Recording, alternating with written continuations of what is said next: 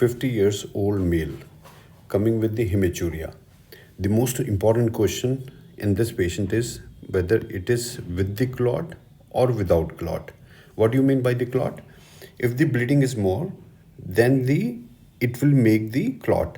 It will overcome, more bleeding will overcome the urokinase activity of urine. That's why the clot formation occurs.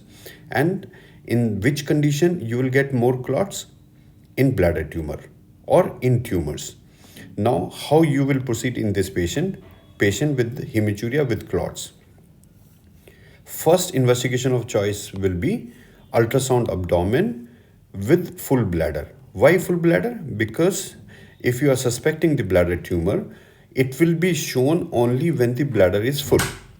Bladder is full, then it will show the bladder tumor.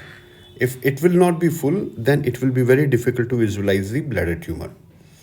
And the treatment of choice in this condition, if there is a bladder tumor, that will be transurethral resection of bladder tumor. What do you mean by the transurethral resection of bladder tumor? That this is the picture of bladder tumor. In the bladder, this is the bladder and this is the tumor.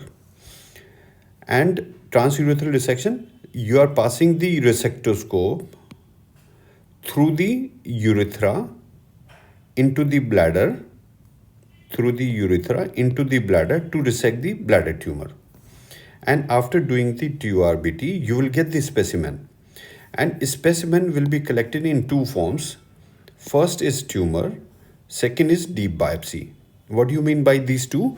Tumor means the whole tumor is removed to find out the grade of the tumor. Deep biopsy, after removing the tumor, the bed of the tumor is taken as a biopsy to know about the depth of invasion.